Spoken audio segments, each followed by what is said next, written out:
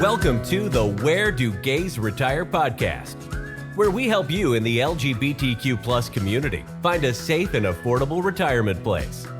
Join Mark Goldstein as he interviews others who live in gay-friendly places around the globe.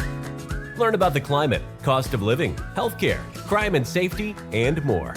Now, here's your host, Mark Goldstein.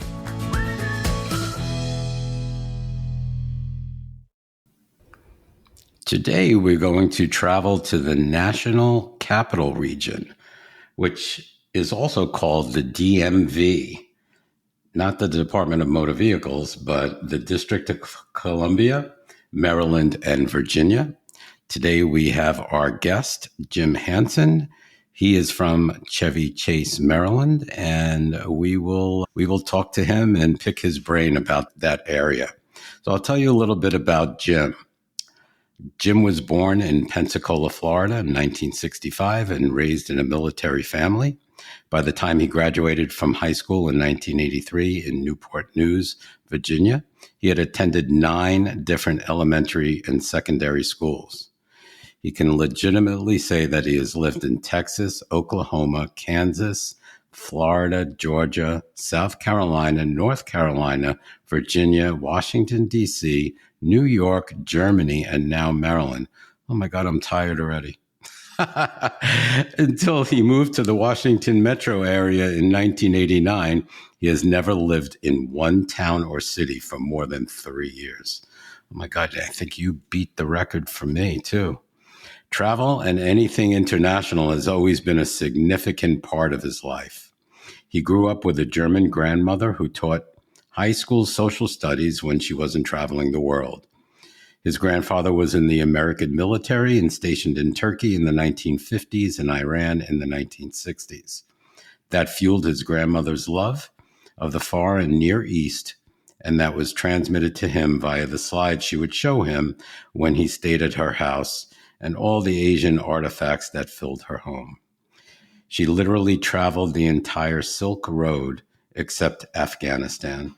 By the time he graduated college, he had already been to Europe and Asia. His career choices seemed to boil down to either international relations or the hospitality industry or the mix of the two. Luck and chance led him to a career in the federal government where he's been for 33 years. Approximately 23 of those years have been spent doing international work.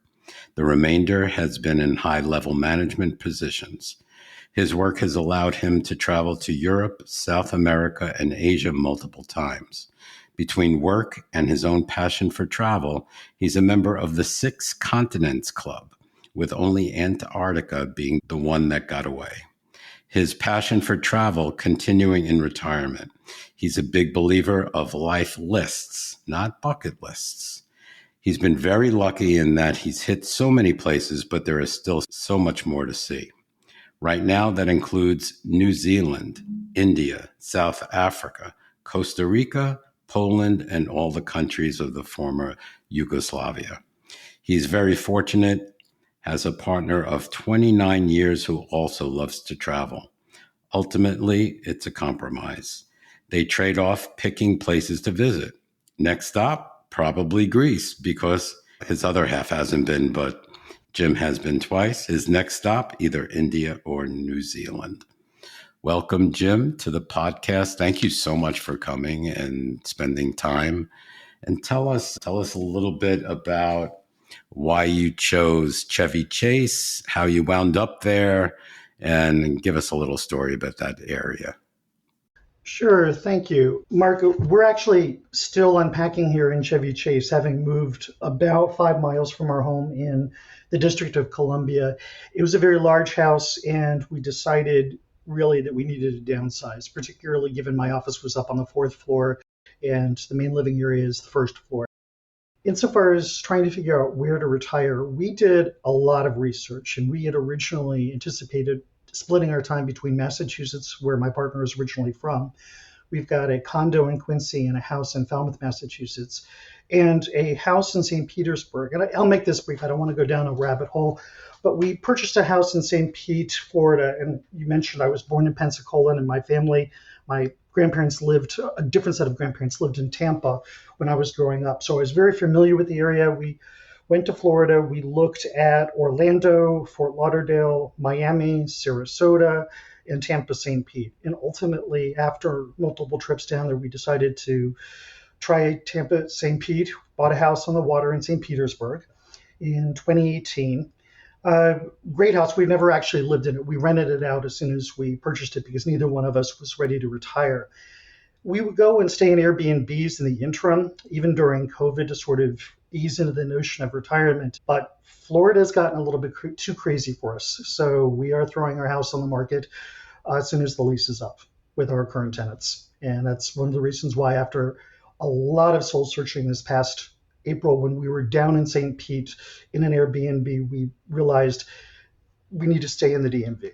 And so that's how we wound up in Chevy Chase. We had a short list of requirements we wanted out of a condo: fireplace, laundry, balcony being three really important ones, plus indoor parking spaces, because although it doesn't snow that much here, we're just not up for shoveling out cars anymore. We've had a couple of major snowstorms here, Snowmageddon being one of the more famous ones. So that's the longer story of how we wound up in Chevy Chase. But honestly, once we really got into it, I can remember we would go out for brunch on Sunday mornings in Bethesda, which is a stone's throw from where I'm currently sitting. It's technically a different city or town, if you will. And I would look around and say, geez, if I can afford a condo here, this wouldn't be a bad place to retire, because it kind of ticked all of the boxes. Well, I'm a mile, 1.7 miles from Bethesda at the moment. And they're putting in a metro, which, if you're not from DC, that's our version of the subway. Mm-hmm. They're still building it out here. And I'm going to be a 5-minute walk from I guess it would be a streetcar style subway station. And I can take that right straight into Bethesda. So I won't need to even get in my car. But that's unfortunately about 2 years away. Would you be able to go into DC itself? I could. It would be a little bit longer ride, though. One of the things about DC, it's a very large area. And we don't, unlike New York City, which has this very robust interconnectivity in their subway system, or, Paris is infamous for being so well connected, or Berlin. Our subway, while decent, isn't that well connected. Sometimes you wind up spending quite a bit of time riding on it just to get to a different station to switch and then go to another station or line. So it can be, I was 7.5 miles away from my office downtown on the mall before we moved. And if I took mass transit, that would take me 90 minutes. If I go by car, depending upon the time of day, that was 20 minutes. Wow. Yeah. Metro works, but there are hassles. Not so much. It's a connectivity issue. They didn't build it out enough, but it's very well used. So I think it's the second busiest subway system in the United States. Gotcha. So I'm intrigued about this whole area because District of Columbia in itself is a large area, Maryland and Virginia. That whole area, there's all different cities that you can choose from to live, and they're all basically right around one another, if I'm not mistaken. They abut each other. I know you're familiar with the New York City metropolitan region, and it's called the tri-state area up there. Mm-hmm. And there are a lot of people that live in New York, New Jersey, or Connecticut. In DC, we just happen to have a city that grew from being a relatively small city into a large metro area. We're actually now the 6th largest metro area in the United States, and a lot of people don't realize that. We're actually larger than Boston. And the thing is that there's a river dividing Washington, D.C. proper from Virginia, and there's really nothing but a dotted line on a map dividing Maryland from the district. And so on any given Saturday, if I'm just doing basic errands, I can go from D.C. to Virginia, back to D.C. to Maryland, and not even know it. If you were a passenger in my car, you wouldn't even be able to tell where you were. And there are a lot of people that just do that. It's a result of D.C. proper being a rather small land area, and it's only about 700,000 people, and that's gone up considerably since I moved here 30 years ago. But as a result of the subways and the expanding population and the business presence here, The city just kept growing and growing, and we continue to grow. And so it has encompassed this entire national capital region. And we, although there's the District of Columbia in 2 states, we actually have more in common with each other than, for example, the county of Arlington would have with something out in Southwest Virginia, like Rappahannock County. The district proper has a certain flavor and character as a result of being so close and having people that do go from Virginia, for example, into Washington, D.C. for dinner or to a show or to go see something on the mall, and vice versa. People will leave the district to go to a park nearby in Virginia or in Maryland. And so we collectively have more in common with each other than we necessarily have with the outer portions of the state. I did live in the Virginia part of the DC area for a while, and I have also lived in Lexington, Virginia, Newport News, Virginia. And I will tell you that the Virginia nearby, Arlington County and the city of Alexandria, have a lot more in common with their Maryland counterparts in DC than they do with anything out towards the Blue Ridge Mountains or even down in the Tidewater area. So we're sort of a collective personality, if you will.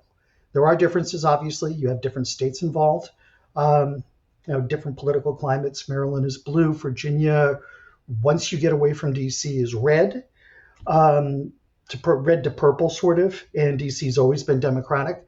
But there are flavor differences. But I could blindfold you and then drop you off in Old Town Alexandria, blindfold you again, bring you into Capitol Hill or Georgetown, and then blindfold you again and bring you someplace in Maryland, and you would think that you were still in Georgetown, that you'd never left Georgetown. It looks a lot alike in some places. Yeah, I remember even visiting D.C. I went to Georgetown. I think I took a ferry or a boat ride. Water taxi. Yeah, water Possibly. taxi, something into Georgetown. And yeah, everything is so close. What made you decide on Chevy Chase? We looked at Virginia, we looked at DC, we looked at Maryland. And ultimately, with our list of what we wanted, it was the right unit at the right price. We wanted to stay close to where we lived, and there was another area that was actually closer. It was a mile from our house. But unfortunately, although it ticked most of our boxes, it would have probably been about $150,000, $200,000 more for a comparable condo. So we sacrificed location for price. It's a great building, just not a little bit further away from what would have been our ideal location. Are you in a condo? Or? Yeah, 3-bed, 2-bath with a fireplace, in-unit, Nice. washer, dryer, and a balcony. Nice. Yep. Condo's the way to go for me because that's where I live, in the middle of Phoenix. So, yeah, I prefer me just paying HOA fees and maintenance fees and let them do the work. So I'm in the same place. Yeah, Yeah. I physically can't do the shoveling anymore, as I mentioned, and it's nice not to have a yard service to do the yards and stuff like that. It's a lot lower level of maintenance. yes. So talking about climate, tell us about the climate for the people that are not familiar with the area. It's basically a little bit warmer than New York City. I would argue quite a bit. Yeah. We do have large snowstorms, although knock on wood, we've not had one in quite some time. Quite some time, meaning we really haven't had any noticeable snow in the past 3 years. We have had some very severe snowstorms during my tenure here. I mentioned Snowmageddon. We had another 2 winters where we, I think, pretty much closed down the government, which they do here. We closed down the government for a week at a time. And one of the reasons for that is, number one, the metro system runs partially above ground. And if it gets above a certain level, the trains can't operate. The exterior trains can't. The other thing is we don't invest in snowplows like a lot of other jurisdictions do. And as a result, the roads wind up being impassable for a week or more. I'm originally from upstate New York, and in Albany, New York, where I went to school, it used to be, it's snowing, let's give the snowplows an hour to take care of stuff, and then we can go out and drive. Right. That's not DC. I have become immune to the swamp-like weather we have in the summer sometimes. It really does not bother me. Spring and fall can be quite nice. It's nice outside. It's cooled down to around 70 degrees. Don't have much humidity at the moment. We typically don't see much in the way of snow until January. Once in a blue moon, we might have a little white Christmas. January, February, March is when we get our snow. And there again, too, with the exception of those, I don't want to call it freak because it's happened several times since I've lived here. But for the most part, you'll get maybe an inch or two these days, and it's perfectly survivable. It's much, much lighter than New York was. I Yeah. mean, our weather's better than Philly, too. I mean, I'm sure even New York, since left in 2014, I'm sure it's got a little bit warmer due to climate change. But I remember growing up in New York, and I'm sure you can relate to upstate New York. We had some bad winters. I mean, cold, snowy winters. And even when I left in 2014, I mean, we've had our share of snow, but I can't remember it. Maybe when I was a kid, I just felt like, wow, my God, it's a lot of snow out here. And even in the 70s or 80s, I remember snowstorms. But as time went on, it seemed to get warmer and the snow really didn't happen as much as it did before. So I Well, I mentioned I went to school in SUNY Albany.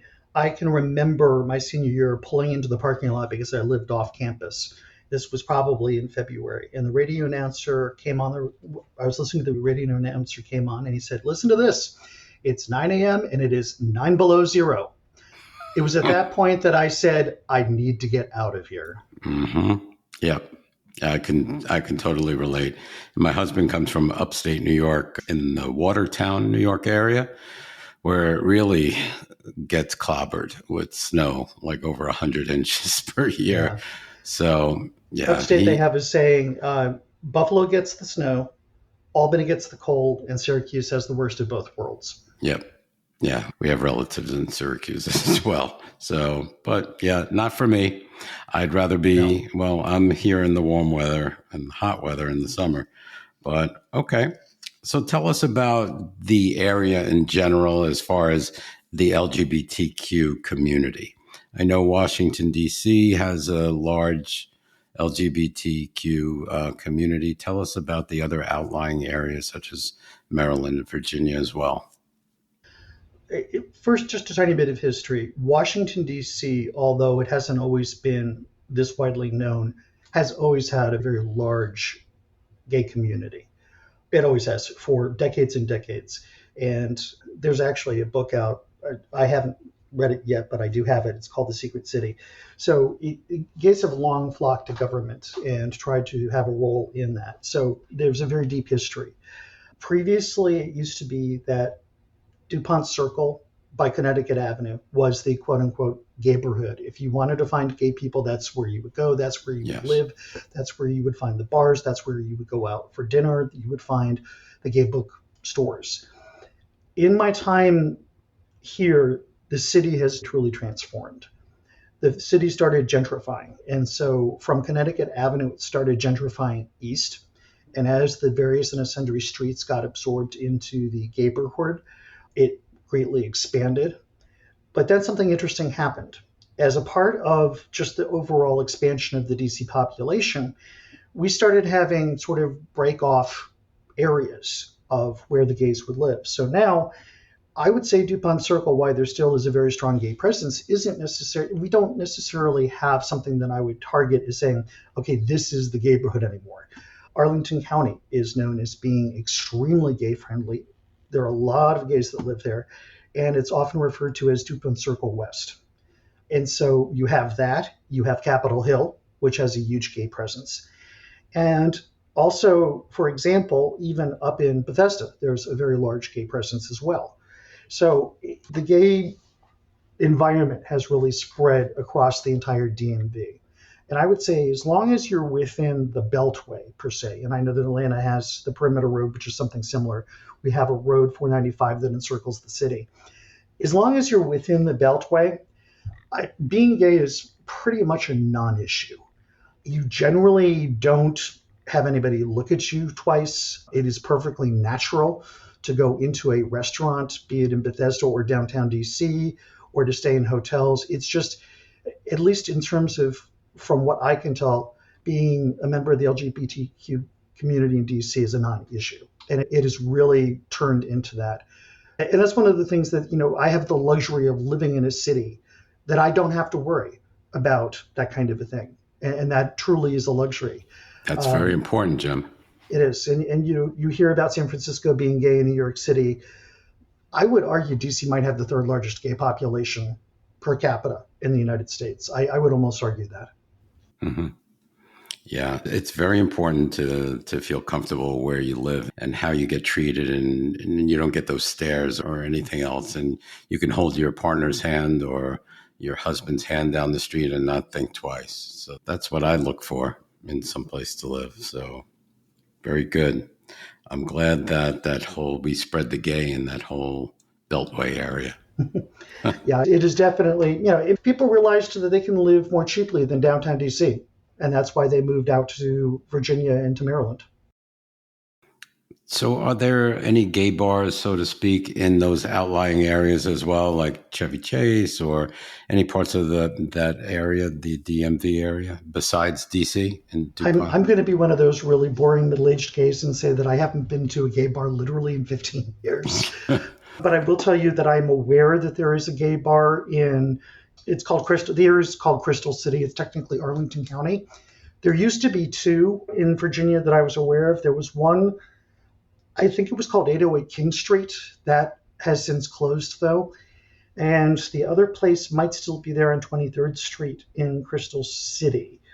But it's also my understanding in talking with some of the younger generation that gays aren't necessarily going to gay bars anymore.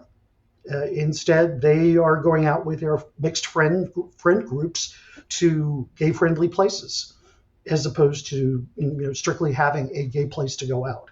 And that's been a real change insofar as a generational change. Why do you think that is? The apps? Yes, that's exactly it. I think that one of the primary driving factors for having gay bars has been subsumed by the apps, number one. And number two, I think acceptance. There are LGBTQ people with friends on the spectrum, be they straight or however they identify. And as a result, they want to go out with a group of people and not just in one type of environment. And I'd say that most of the large gay bars that I'm aware of have shut down here. I mean, Badlands used to be a huge disco in the DuPont Circle area. That's gone. I would be very hard pressed to come up with the name of a large exclusively gay dance bar in the DC metro area. But you can go out to different places and see what you can walk into a restaurant and see. I just did this recently, a restaurant, one of my favorite places just down the street. We were sitting there and there was a group of, I think, 10 gay men at a table having a dinner as part of a friend group. And that is just perfectly natural. No one even bats an eyelash. See, I think it's great because of the area that you're in. I still think there's a need for gay bars depending upon where you live. So to me, Agreed. When I lived in Florida, I would welcome having a gay bar because are you that welcome and safe in other places? Not so much. I feel like there's more community in a gay bar in a place that I don't feel as comfortable. Whereas if I was in a place that I totally felt comfortable, then it could be integrated. I mentioned I went to school in Lexington, Virginia for 3 years. The closest gay bar was in Roanoke. That would be an example. You wouldn't feel comfortable outside of the atmosphere of that gay bar. And I believe it's still there. It may have a different name, but that is an excellent example of where a gay bar is needed. Because I don't care what kind of apps you have. The gay community is not going to feel comfortable at an average Roanoke, Virginia bar. Right. Yeah. And I've spoken to people in various places around the country as well, like Santa Fe. Santa Fe doesn't have gay bars because you know what? People don't care. They're all welcome. Everybody's welcome. And it's quite a diverse community. So there is no need for it. Do I still feel like if I'm a tourist, I don't know what my surroundings really are. So do I look for gay bars? Yes, I do, because it's just, I don't know how the atmosphere is. But anyway, you understand, where I'm coming from in Completely. that respect. Okay. How about meeting friends in the gay community? Are there any groups, or is it easy to meet friends, difficult? Tell us a little bit about your experiences. DC has changed a bit in the 30 years that I've been here, not just from a gay straight perspective. It's a little bit easier to make friends. There used to be a saying, if you want a friend in Washington, D.C., buy a dog. Honest, that is the saying here. The other thing that is true, and I'm afraid it's still somewhat true, outside of Washington, D.C., it's considered to be rude if the first words out of your mouth when you meet somebody new is, what do you do? That is usually outside of D.C. considered rude. In DC, that's what you immediately say right after hello. How are you? That is in part so that they can kind of determine where you are in the socioeconomic political spectrum. It's gotten better. It's not quite that bad. And that is particularly true because back in the day, DC was a one horse town. It was all about government. You were either in government or on the Hill, or you were in some capacity lobbying or supporting that. That has completely changed. We now have major corporations. Marriott's based here. I believe Boeing is now based here. Just a number of corporations that previously didn't have headquarters here. So this is no longer a government town. Yeah, there are interest groups, be they gay or straight, for just about any interest that you could possibly have. There's a group called Front Runners. If you enjoy running, but you don't want to run alone, they have different gay sports leagues. So there's probably a different type of group for whatever your interests are here. It can still be a little challenging to make friends here, particularly if you're just moving to town and you're on the older end of the spectrum. But you're eventually going to find your people one way or another. But you definitely need to make an attempt to go meet people. In the brief time that I have spent down in St. Petersburg, I will tell you that it is an extremely friendly area. And I would think that it's probably easier to make friends down there than it is here in DC. But, it's a place that you do sincerely need to try. It's not a place that's going to come knocking down your door with a welcome wagon. And get involved. Go through the whole list of groups, get involved. And it's so interesting what you said, that in DC they say, oh, what do you do? And it's just like that in New York. And unfortunately, we're in such a society, economic, and everything is built on money in our society here in the US. That is the most important thing to people's conversations. And you go to a place like Europe and they don't even bring that up. They couldn't care less what you do, as far as what your job is. They want to know you as a person. And I kind of wish that was like a little bit like that here. Everything is like based upon the old US dollar and the greenback. It's actually considered rude in Europe if you ask what someone does. Right. Right. And and the other thing is, if you're retired and you move to DC, how do you answer that question? What do you do? What do you do? I'm retired. Right. Thank you very much. Yeah. See ya. Yeah. So, yeah, I don't know. Maybe I'm long for Europe and the European lifestyle. But once I retire, I'll be able to at least visit and enjoy it. But anyway, tell us a little bit about the local economy. I know, would it differ from state to state, like within the DMV, or is it pretty much similar as far as how much it costs to buy a home, a condo? Give us an example of prices for, let's say, even in Chevy Chase, 2-bedroom, 2-bath condo. DC is going to be the single most expensive area, period. If you want to live within walking distance of a metro stop, even more so. I would say for a nice 2-bedroom, 2-bath condo in Washington, D.C., in a nice building within relatively easy walking distance of a metro, you're going to have to start at $550. Now, if you leave DC, or if you go to one of the gentrifying areas of DC, you certainly can find things that are cheaper. If someone really wants to move to the National Capital Region, I would recommend it, particularly if they're looking for something more reasonably priced. Take out a map of the metro system, just because you'll probably, as we progress in retirement, you will probably want to ride the metro versus necessarily driving someplace. Hmm. And look at some of the stops that are a little bit further out. Places like Reston, where, okay, it's not quite as, I don't want to say it's not gay unfriendly. You're just not going to find as many gay people out in some of the farther reaches, but you will be able to find condos that are a little bit more affordable if you tend to look at some of those areas. Or, for example, Tacoma Park in the Maryland side is sort of this little enclave of, we jokingly call it sort of Hippieville or Crunchy Granola, but that tends to be cheaper. So you really sort of have to have in mind, if you're moving to Washington, an idea of what your price point is, and then be realistic. Don't force your realtor to march through the district proper and insist that you are going to find a condo, damn it, for, $200,000 and it has 2 beds and 2 baths. That ain't happening. So I would say definitely know what your financial target is, and then be willing to look outside of the immediate downtown area. Look at some of the other smaller communities like Delray in Virginia, which is near Alexandria, or I mentioned Tacoma Park. There are areas that are North Bethesda, not necessarily Bethesda proper. So there are areas that you can buy a condo, save money, and feel safe. But by and large, the district is, the DMV area is quite expensive for housing. When we were looking, we saw units that were 3 bedrooms, 2.5 baths that were $1 million.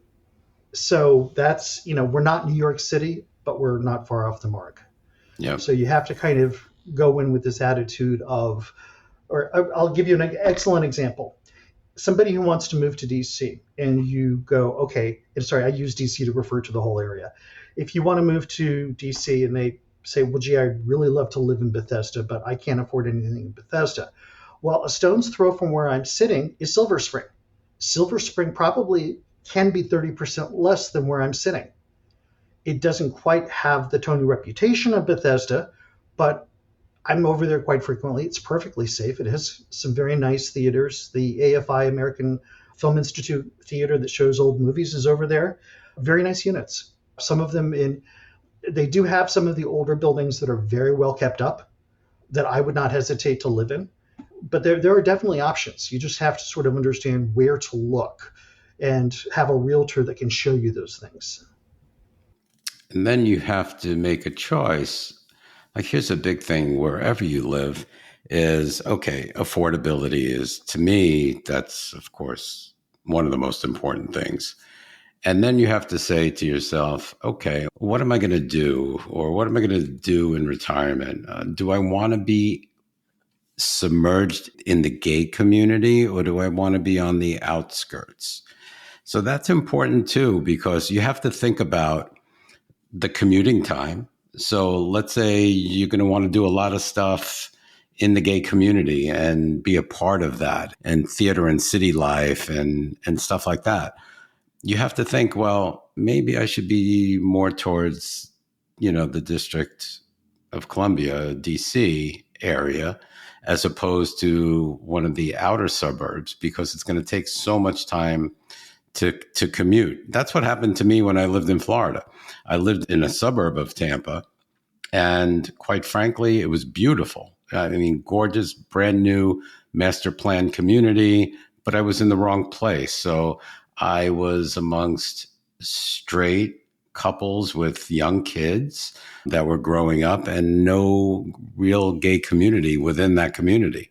So the friends that we knew and met lived in St. Pete. So we would have to commute 50 minutes to St. Pete every weekend to have dinner, drinks, whatever. And it got tiring. So that's a big decision to make as well when retiring too. Do I want to be close to everything? Do I want to be a little further away? And do I not care about being in the gay community? Agreed. I have a friend who actually lives in a townhouse in Falls Church, which is, again, one of these little pocket cities that we have in the immediate DMV area. And until just recently, unfortunately, his roommate died. But he essentially he owns the townhouse, and he was renting a room out in his townhouse, which had 4 bedrooms and 2.5 baths, to a friend that he had known for 25 years. And so there are people that are doing that kind of a situation. And if you've got someone who has a very generously sized townhouse, there's no reason why, if you get along as roommates, that you can't somehow find that type of arrangement. Right.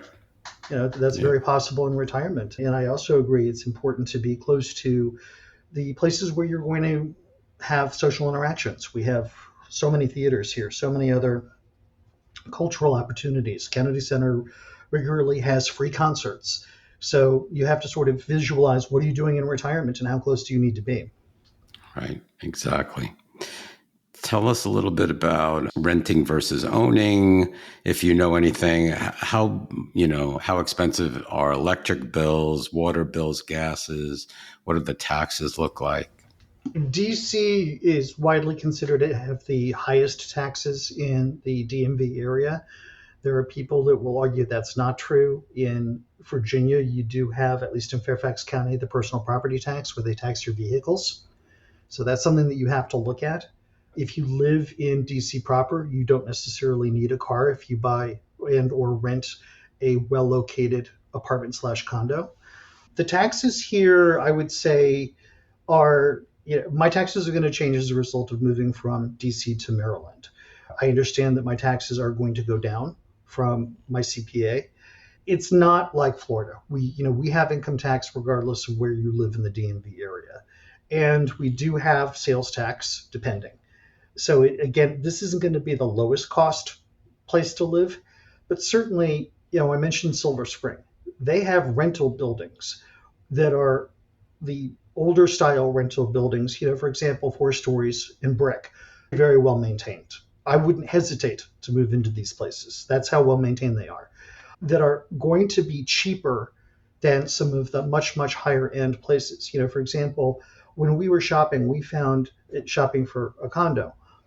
We honestly found the buildings that were built in the 1980s to be a better buy than some of these newer places that we looked at. We were going into new units, and I don't know how familiar some of the listeners are with square footage in condos, but we were looking at 3 bedrooms they crammed into 1,000 square feet. I got news for you. They do that. That's not 3 bedrooms. That's 2 plus a walk-in. Right. And these places were $750,000. There was no way. So you just have to sort of gauge. If you have to have all the bling, you have to have all the amenities, you have to have new, you're going to pay for it. If you're willing to stay, to live in an older building, and we were looking at condos in a few older buildings that were much more reasonably priced. Some were like $400 and some odd $1,000, which I know for a number of people can still be expensive, but it was significantly less than some of the other places. Now that you say that, newer buildings, yeah, they might look flashy on the outside and have all these nice, beautiful amenities, but also, what are they made out of? So are they made out of plywood?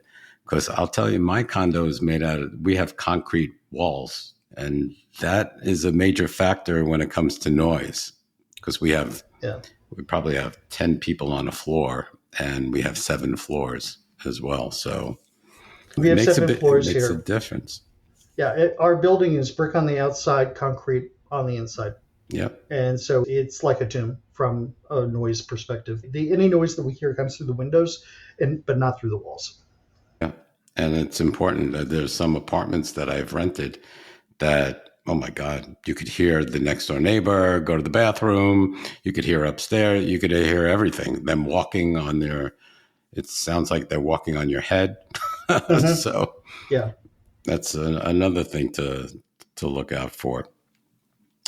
Very good. So tell us about, as far as taxes go in that area. I don't know if you're familiar with all of the states, but generally speaking, do you know if 401ks, IRAs, and pensions and Social Security, are they all taxed?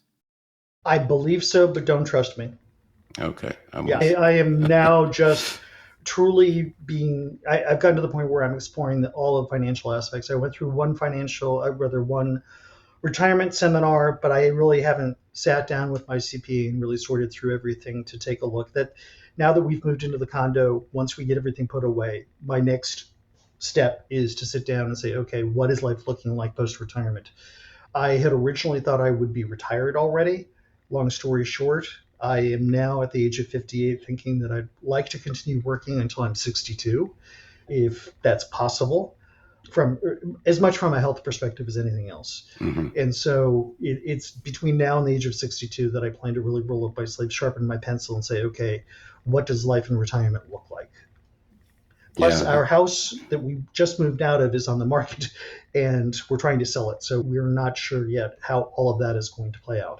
Yeah, and fit. Oh, you have some time. That's pretty good. Yeah, it's an important thing to look at also as you're coming closer and closer to retirement. When you want to retire.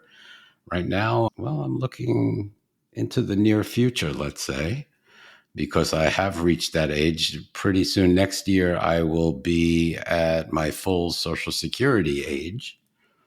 So at that time, I'm thinking that could be a good time to just, say goodbye to my full-time job, and I still have the podcast, and I can concentrate more on doing, the podcast, although it creates no income. But yeah, it's something to look forward to. I'd like to do traveling and start living life. And again, those quote unquote lists that I don't like to call bucket lists, but they are it's a life list. Life list that I want to experience before it's too late. So yeah, I definitely have my life lists. And, for me, it's important that I do it while I'm still in good enough health to be able to go and visit. I use India as an example in my bio, which is not the easiest destination to go travel through. Yeah. New Zealand is a difficult destination, but for other reasons, particularly the physical exertion of hiking every mountain kind of a thing. Yeah. Yeah. I enjoy hiking in the Phoenix area. I'm a minor hiker, but still it's a lot of walking. Minor. Yeah. Right. Yeah. Not that much. Okay. So how about arts and culture in the region? If you're bored in DC, if you get bored in Washington, DC, that's bad on you. That's all I have to say, because, okay, we don't necessarily have the number one and number two theater scene in the United States, but I would argue maybe number three. In total, we have Ford's Theater, Arena Stage, Studio, Shakespeare, the only theater, the Roundhouse, which is 5 minutes by car from my place, Signature Theater, which is known as the premier interpreter of Stephen Sondheim's works due to their artistic director there. We have Woolly Mammoth, which does experimental, and we have the Keegan Theater.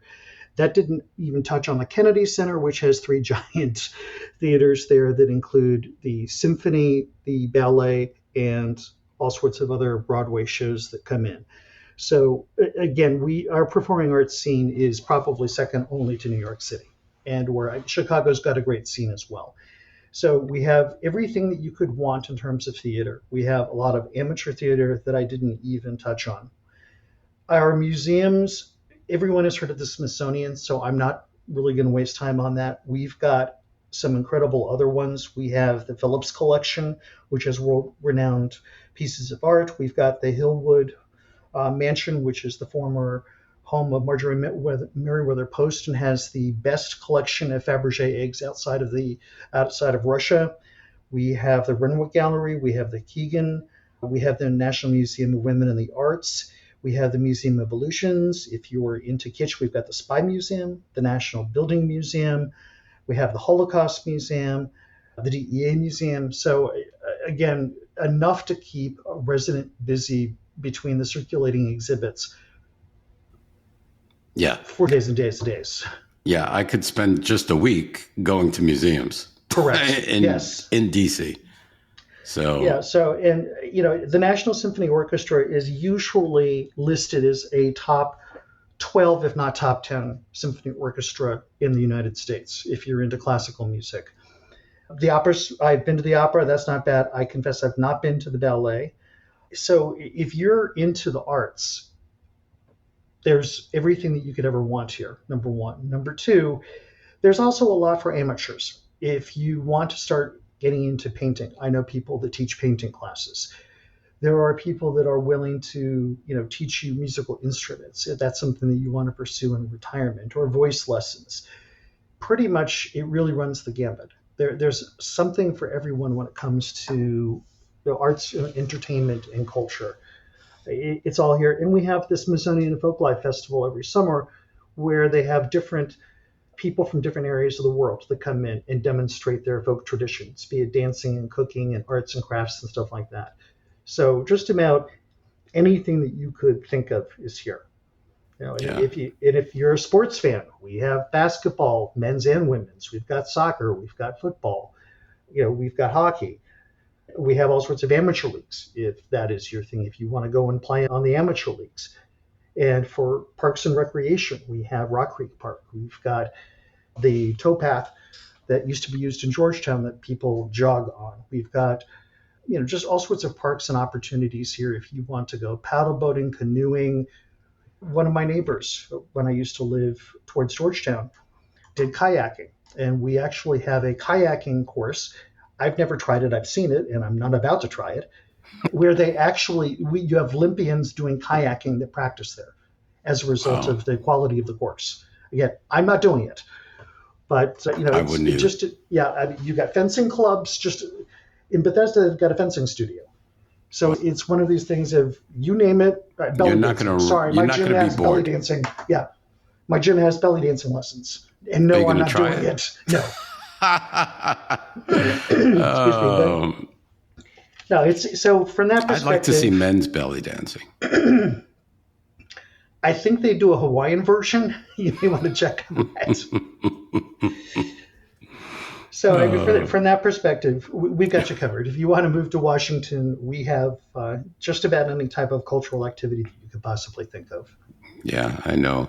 And my husband he's a retired social studies teacher from New York area. So he used to bring his kids to Washington on trips once a year. Mm-hmm. And they used to see everything, as far as the museums were concerned. And I've gone on a couple of trips with my husband to Washington too. Enjoyed it immensely. Just seeing everything, the museums. We didn't even get to go to the gay bars. We were so busy with doing everything else. Mm-hmm. So, yeah, and something that we didn't touch on, for example, when my partner and I were looking for some place to retire to, having international air connections were very important to us.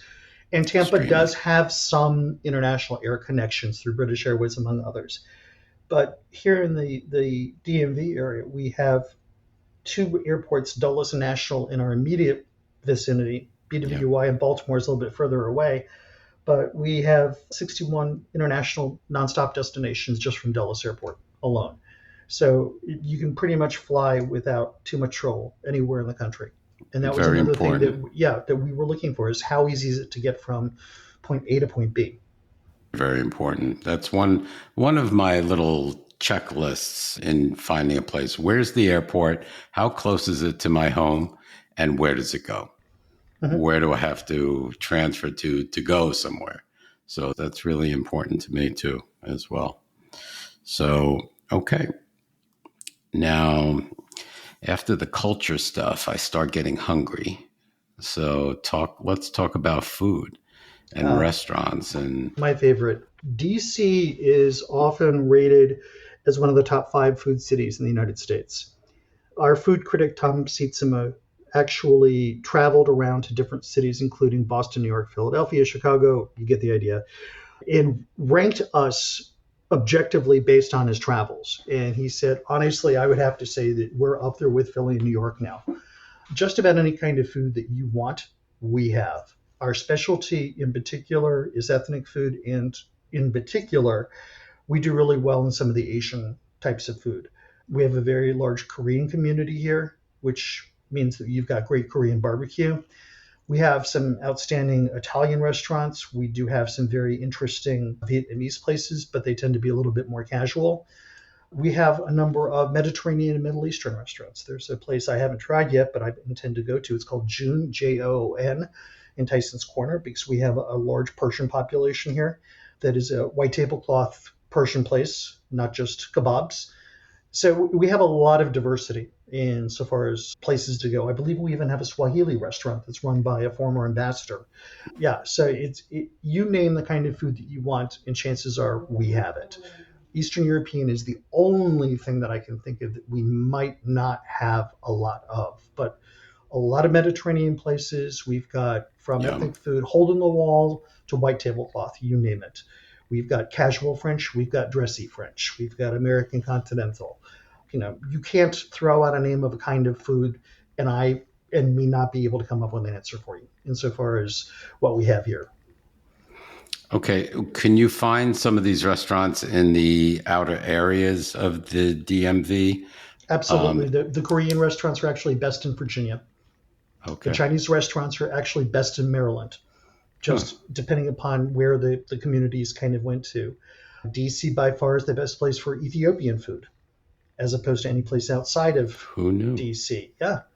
I would say the Persian food is definitely best in Virginia, where the largest Persian community is. So yeah, you can absolutely find food. Now, if you get far enough out of DC, of course, no, you're going to wind up with, I'm sorry, Bob Evans, Right. if you like that. But as long as you're in the DC metro area, yes, you will find all of this kind of food. Sounds so good. Ethiopian, I don't think I've ever had. What kind of food is Ethiopian food? It's What's on fascinating. the They eat with their hands. They eat with a pancake called injera. And so the injera is to pancakes what sourdough is to sourdough bread. So these are slightly stretchy pancakes that they put on the bottom of a large tray. And then most of the food that they make resembles stew, quite frankly. And so you've got steak tidbits, you've got chicken, which usually they combine a hard-boiled egg with chicken in sort of a yellow curry sauce. They do a lot of lentils, they do a lot of beans, that kind of a thing. And you just take a little bit of the injera pancake, rip it off, and pick up a little bit of whatever it is that you are interested in eating and pop it in your mouth. Sounds enticing. Sounds really good. Yeah, I coming from New York, New York has pretty much everything. Yeah, New York City's got everything. It's very familiar to the very similar to the New York dining scene, but New York City has better Eastern European restaurants like Polish food, for example, which I like. And I was spoiled. Or Hungarian. I was spoiled growing up in New York and then moving, out to Florida. It's not the same as far as food is concerned. It is not. No. St. Pete the dining scene in St. Pete is improving, but it's not DC. It's still not. No. What? Yeah. No, it's almost impossible to find decent dim sum in St. Pete. Yeah. So you know what I'm talking about. Okay. So where you are, do you have to get in your car, or are there any restaurants around that you can kind of walk to, or?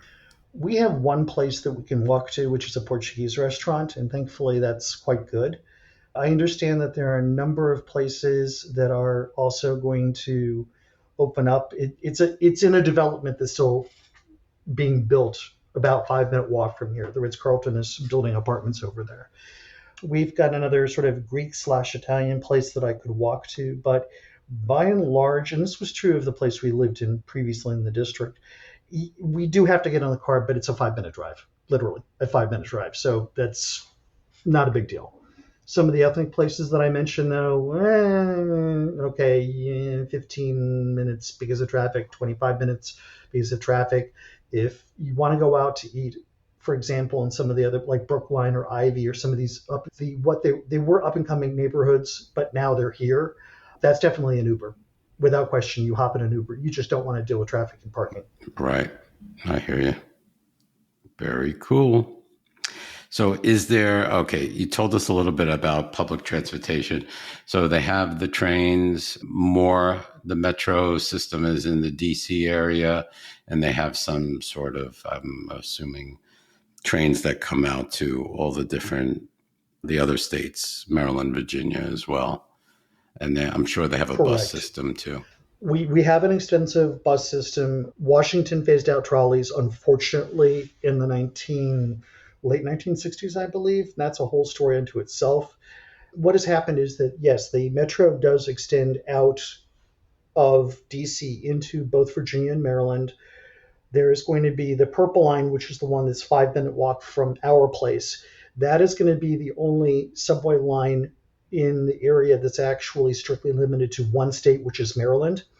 And essentially what it's doing is it is connecting the ends of various lines. So if you envision Washington as having the greatest concentration, Washington proper, this diamond-shaped physical area, as having the bulk of the subway lines, and then they radiate out from there.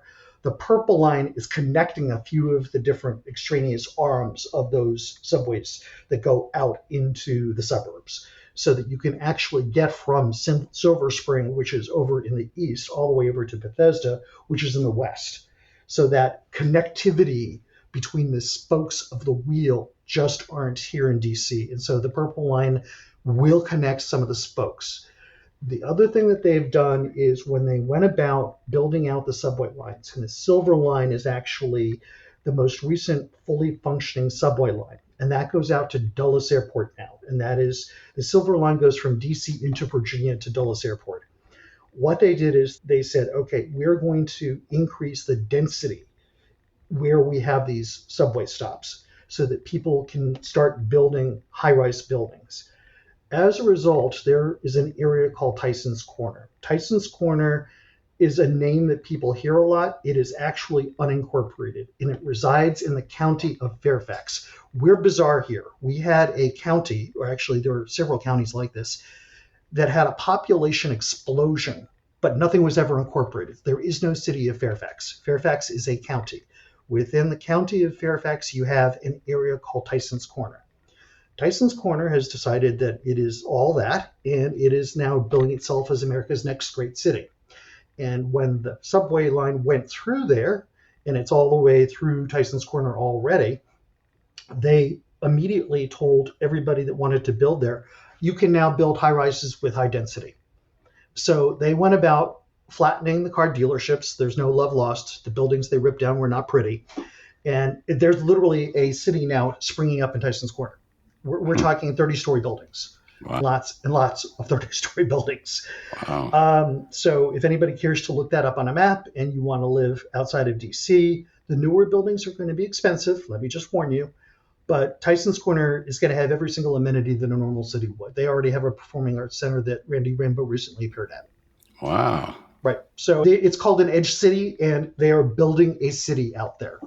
How far is Tyson's Corner from DC? 7 miles, I think, 5 to 7 miles. It's edge city. It's literally, we've got a bunch of single family homes that stretch for about 10 miles and then you hit city again. Awesome. I mean, just like Atlanta has Buckhead in downtown Atlanta, among other areas, we're sort of the same situation. Mm-hmm. Tyson's Corner would be our Buckhead. Right. So if I lived in DC, would I be able to find a neighborhood where I can walk to mostly everything, walk to the metro, walk to restaurants, walk to... The DuPont Circle neighborhood in particular is that. Capitol Hill can be that. Yes, there are absolutely places that you can go to in DC and say, all right, can I get by with walking or can I get by without a car? Absolutely. They do tend to be a little bit more expensive, but you can find that. You can also find that, though, in Arlington County, the first stretch of the Orange Line subway in Virginia, when it leaves Washington, D.C. proper, it goes under the river and it pops up in Virginia in a place called Arlington, Virginia, where, by the way, Nestle Corporation now has its North American headquarters, talking about companies moving into the D.C. area. The moment it comes up from out under the river, for the next, I believe it's 6 stops, it is extremely high density. High rises, garden high rises, business buildings, doctors' offices, that kind of a thing. So it is a miniature city, another edge city area. It is perfectly possible to live there minus an automobile. Or if you do have a car, leave it parked at the condo garage and walk down the street to go to dinner or the Trader Joe's or the Harris Teeter or whatever. So yes, we have numerous places. Bethesda is the same way. If you live in a condo in Bethesda, why would you drive to the supermarket? Just walk. So yes, we have, just like New York City, we have a number of walkable neighborhoods here. That's my type of place. I'm not a great fan of driving. New York, I never really drove much at all. And when I moved to Florida, I had no choice. Did you live in And Manhattan? I lived in Brooklyn. Ah, okay. I was going to say you had a car in Manhattan. No. Yeah, that would be something. Yeah, no. So I'm pretty used to walking and commuting and taking the subways and the commuter rails and stuff like that. And frankly, I prefer that. Again, when I moved to Florida, I had no choice to go to work. I had a car, so I drove back and forth to work. Here in Phoenix, you do need a car as well because it's more spread out, even though I'm in the middle of Midtown Phoenix. You still need a car to get around. We have light rail and stuff like that, and I can walk to restaurants across the street, down the block, but you don't want to even do that in 120 degrees. So I completely get that. yeah. So very good. I can walk Tell to the us. Amazon Fresh from here, but they need to sort of up their game. Yeah. Half the shelves are empty. Oh, wow. I think they're waiting for the developments to fill up before they fully stock the store. Gotcha. Tell us about crime in the area. I'm sure crime is going to differ in different areas, in different states and districts. Tell us a little bit about That's that. correct. Keeping in mind, again, I've lived here for 30 years, and at one point we were the murder capital of the United States. It has gotten a lot better. As of lately, I would say over the past year or so, we've seen a little bit of a flare up in terms of the crime rate / murder rates. We do have carjackings here. People do need to be careful. But by and large, it's not any less safe than any of the other major American cities that anyone would choose to live in. We don't typically have the smash and grab robberies that people see on TV in places like Portland or San Francisco. We do lock up our stuff, though, just like so many other communities. You go into Target, yes, the laundry detergent is behind plexiglass. You have to be aware of your surroundings, but crime also tends to be most prevalent in certain areas. And so, for example, Chevy Chase is not a high crime area. You just sort of have to maintain your wits about you. It used to be that there were, even in the bad old days, there wasn't crime in Metro. There is crime now in Metro. So you do, when you're in Metro, have to sort of keep your wits about you. Mm-hmm. But we're no worse than any other major American city, and we might actually be, depending upon where you are, safer than a lot of other American cities. Yeah, you have to have your guard up wherever you are, especially these days. There are, I don't know, some crazy people out there. So absolutely. Yeah. So, okay. So DC itself is going to be a little bit more high crime than the outside areas. Yeah. DC proper has areas with higher crime. Yes. Yeah. But again, we have carjackings that occur in Virginia. We have carjackings that occur in Maryland. You just have to be careful. Yeah. We have them here in Phoenix too. Okay. So if I lived where you live, would I be comfortable? I feel comfortable if I had to take my doggie out at 2 a.m. for a little walk? Absolutely. Okay. Are you in like a gated community area or? No, we're just in a 7-story high-rise building. There are actually 3 separate buildings joined by a sort of walkway, if you will, that's completely enclosed. It's just sort of a very, brick with mansard roofs. That's what it looks like. And it's on a major street in Chevy Chase. Where we lived previously was a very large single-family home. Even though it was within the confines of Washington, D.C. proper, it looked like small-town USA. There were crimes of opportunity, even in that situation. We had stuff stolen out of, we didn't have stuff personally stolen, but on our neighborhood list there were plenty of reports of people who became cavalier and left their cars unlocked and had their cars rifled through and stuff stolen. So, of course, we had to be careful. They're always warning people to keep your doors locked because people would sort of walk around. They would show up in electric company hazmat yellow vests saying that they needed to check something. Well, of course, the first thing you do is call 911. So, yeah, there's even in the areas that are single-family homes where the average price is $2 million for a home, you've got to be vigilant. This is not the middle of nowhere America where nobody locks their cars or their doors. Right. I totally get that. Do you have a big homeless population? We do have a homeless population, yes. They tend to congregate in certain areas. What I would say is our population is by no means anything comparable to some of the other cities you see on the nightly news. Gotcha. Kitty's hungry. Indeed, yes, she is. Yeah, and it's not even dinner time yet. Tell us a little bit about healthcare, Jim. What's it like? Are you able, what's the distance to the closest hospital to you? Are there hospitals all over the area? Tell us a little bit about that and the quality of As care. a person with quite a few medical issues, I'm probably a little bit more up on hospitals than a lot of other people would be. We tend to have, in the district proper, we have two level one trauma centers, one being Washington Hospital Center, the second being George Washington University Hospital Center, which is where they brought Reagan after he was shot. We also have Inova Fairfax, which is a level one trauma center, which is out in Fairfax County. We have a number of level two trauma centers, including Alexandria Hospital. And then we have a number of other hospitals that are considered to be very solid hospitals with specialties. Sibley is considered to be my neighborhood hospital, if you will. That's the place where I would go for minor surgeries. I wouldn't go there for anything life-threatening, but I would certainly go there for routine surgeries. We have a broad range of doctors here. I have only had to go outside of the DMV area once to Johns Hopkins for certain medical issues. By and large, they can handle any medical situation that you have. The one thing that we did find, interestingly enough, and this impacted my partner, is we have eye doctors, but we're not known as an eye center, if you will. Certainly, I understand Houston, Philly, and Boston have better eye medical professionals than we do. But aside from that, from a medical standpoint, you're going to find just about any type of medical care you need.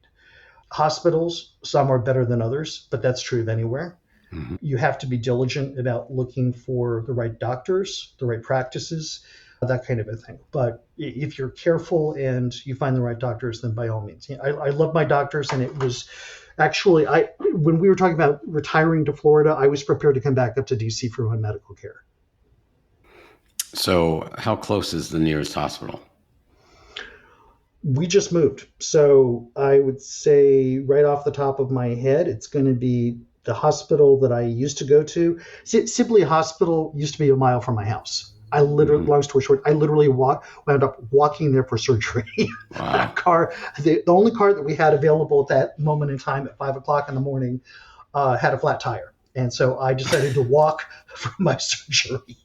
So that was a mile from the house. But again, not where you go if you're facing a life-threatening emergency. Right. Suburban is probably, at this moment in time, a little bit closer, and I'd say maybe 5 miles away. But I would urge anybody, regardless of where they are currently living, to have a conversation with their family. And if you are experiencing a life-ending emergency, you need to sit down and make a list of which hospitals you want to be transported to, which is, without going into it, I was in that situation. I was facing a life-ending situation. Wow. And because of that, and because of the conversation I had with my partner, they couldn't get me to Washington Hospital Center in time. I told you that was a level one. He chose GW Hospital as the second, and that was the other level one hospital, and that's the reason I'm alive. Wow. That's important. Do that and make sure you know where you're headed. I'm glad you're alive too. Thanks. If you're having a life-ending emergency, the ambulance people should be asking you where you want the victim to be transported to. This is not a hernia. Right, exactly. Do you experience long waits for doctors or elective surgeries? No, because I pay for a VIP boutique doctor, number one. Oh. I do, and it is important that I do that. I can reach my doctor 24/7 by cell phone, his personal cell phone. And I go to Sibley Hospital for minor surgery. It is in Washington, D.C., across the river, and this is the truth. Anybody can check this out. It's across the river from where the Saudi family has a huge compound. The Saudi family very generously donates to Sibley Hospital to make it its primary medical place that they go to. So it is a small, extraordinarily well staffed, extraordinarily clean, extraordinarily well run hospital, which is why if you're having minor surgery, everybody goes there. Goes there. Right. But I did break my ankle a year ago, and my partner drove me to the ER, and they told me it was going to be a 5-hour wait. This was like on a Tuesday evening. So I went home and called my doctor on my cell phone. Oh, 5 hours, not too bad for trauma surgery. No, it wasn't a trauma. I had to have surgery on it, but at the moment, it was just a broken leg. We didn't know I had to have surgery at that point. It was going to be 5 hours just to be seen for a broken leg. I could relate. So my husband broke his knee, was rushed to the ER, and we were in a room in the ER for, I would say, a little over 24 hours. So they didn't, until he was able to be admitted into surgery, emergency surgery. And that was a mess. And it took so long. And they asked us, do you want to go home to wait? And then we'll see if we can get you a bed. Well, go home. How do we even get home? How do we get back? No, we're not going anywhere. Yeah, it really depends. You have to know which hospital to go to, quite frankly. Yeah. There were hospitals where, yes, you can sit and wait for 24 hours. Even Inova Fairfax, which is widely considered to be the best hospital in the entire DMV area. They brought my grandmother there, and thankfully, it was her own private room in the ER, but she was in the ER waiting for a room for about 28 hours. But again, she had a private cubicle/room in the ER, so it wasn't the end of the world. Right. So do you wish that you had something in Chevy Chase or where you live now that, you had before? Do you miss anything? As in when I lived in the single family home? Yeah. Mm-hmm. Storage space. Okay. Anything around you that's any different that you miss? Like I know from New York, I miss bagels, New York bagels. Well, you have to keep in mind that I essentially moved 3 miles from my previous residence. Okay. So there's No not change. much. Right, exactly. So there's not really anything that I'm missing. No, it didn't. I had a slightly shorter commute. On those days when I have to drive to the office, it was shorter at the other place than here. But no, otherwise, it's about the same. It's pretty much the same. Yeah. Okay. And what would you say would be the cons? Are there any cons of living there than anywhere else that you've lived? The traffic, my partner's ride into work has substantially increased, unfortunately.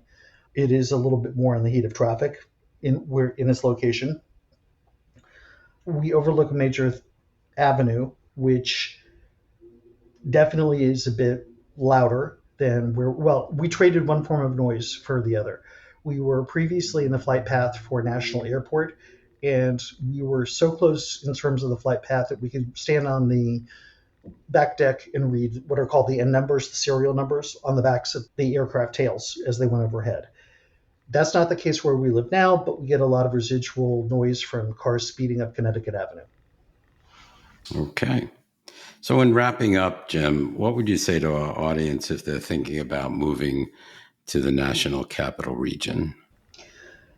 I would say that if you're an urban person, a city person, and your short list requires culture, a diversity of food, good international travel connections, if you're a sports fan, if you enjoy having a very highly educated population, because I think that we have one of the highest numbers of people here with master's degrees and law degrees. One out of every 12 is a lawyer, and that could be good or bad depending, versus like 1 out of every 260.